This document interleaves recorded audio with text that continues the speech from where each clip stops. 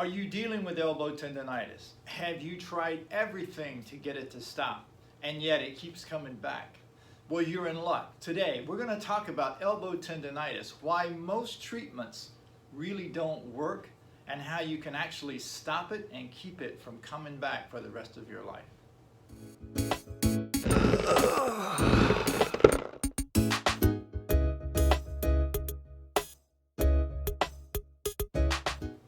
Welcome to the Muscle Repair Shop. My name is Butch Phelps, and today we're going to talk about elbow tendonitis. We've all heard that term. We're going to talk about what is it, how come most treatments for it are just temporary at best, and is there a way we can stop that pain and keep it away for the rest of our lives? Let's begin with just talking about elbow tendonitis itself and who it affects. It typically affects about 3% of the population, and they're typically between the ages of 30 and 50. Now, this is a time in our lives when we're pretty active in sports, we're pretty active in business, we're just pretty active at this point in our lives, and our bodies are starting to age a little bit. In other words, we're starting to wear a little wear and tear on our bodies, and so it starts to show up. The thing is that what happens is that we think that the problem is in the elbow. And the reality is the problem is more in the hand, and I'll get into that more later in the video. But let's start talking about what is it. So we know elbow tendonitis, well obviously we're talking about the elbow, we're talking about pain in the elbow. Tendonitis, anything with itis on the end of it means inflammation, so the tendons and the elbow have inflamed.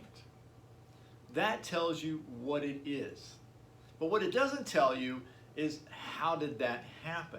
What caused that to happen? And once you understand the cause, the treatment of it then becomes really simple.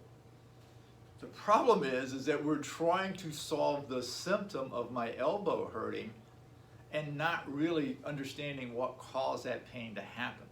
Now, we've all seen tennis players and golfers, I've seen professional drummers in music groups and so forth, wear a Velcro strap around the upper part of the lower arm just below the elbow.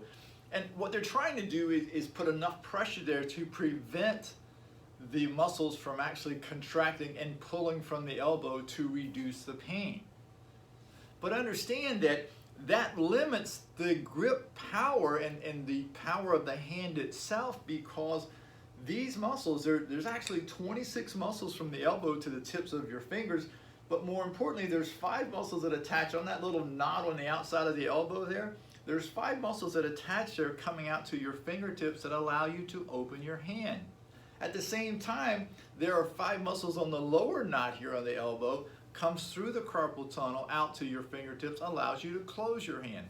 So if I put a lot of pressure here, it limits how much power I have in my grip on my hand.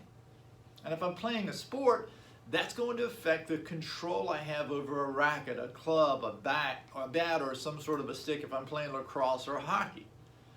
So that's really a temporary thing, but unfortunately, the more you keep using your hand, the worse this is going to get.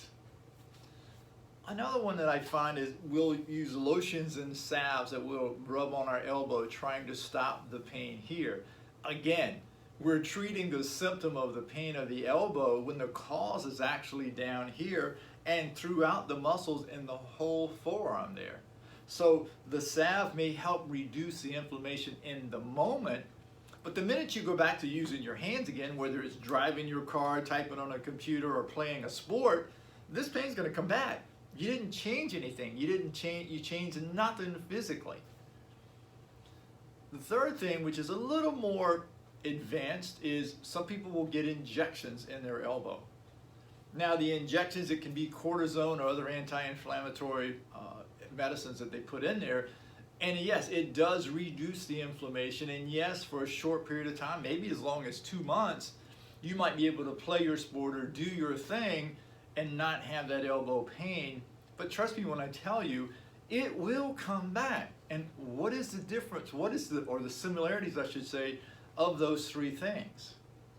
You change nothing physically. Hear me again. You change nothing physically. So if you've changed nothing physically and you go back to using your hand, what's going to prevent it from coming back? Nothing.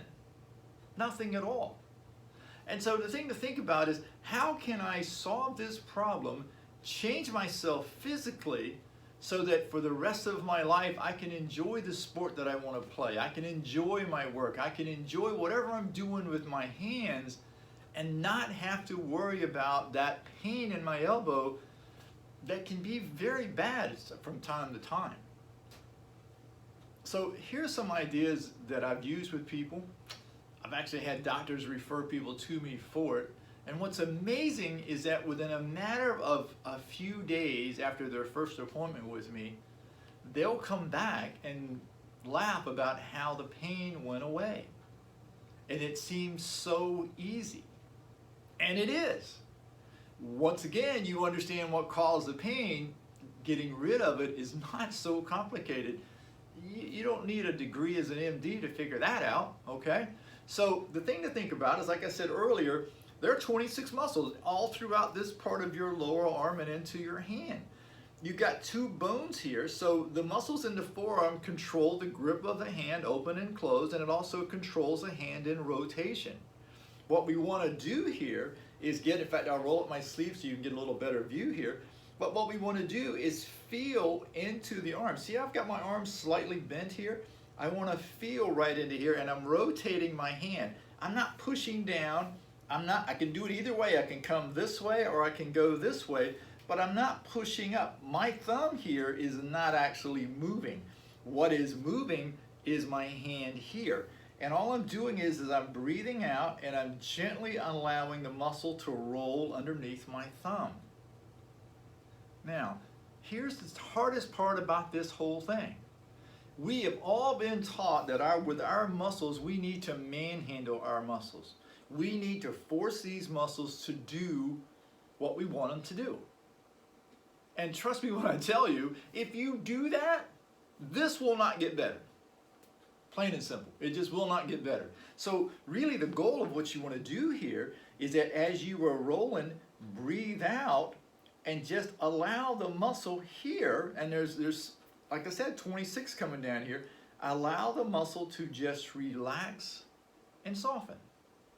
When you feel your arms here, this is probably the only arm you feel, or one of a few arms that you've felt in your lifetime. So when you feel your arm, if it's hard as a rock, if it's solid steel, that feels normal to you. We got to get you a new normal, all right? So when you feel your arm where it's optimal, where it's supposed to be, you could literally feel the two bones in your forearm. It should not be solid all the way around.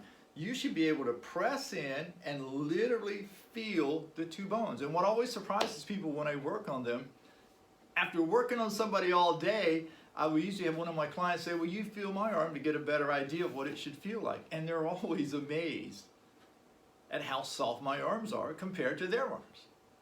Once you can soften the muscles in here, now what happens is that you take the pressure off the attachment site here and here. The pain here starts to go away just simply by doing it. So the question is how long should I do it? How hard should I press? How often should I do it?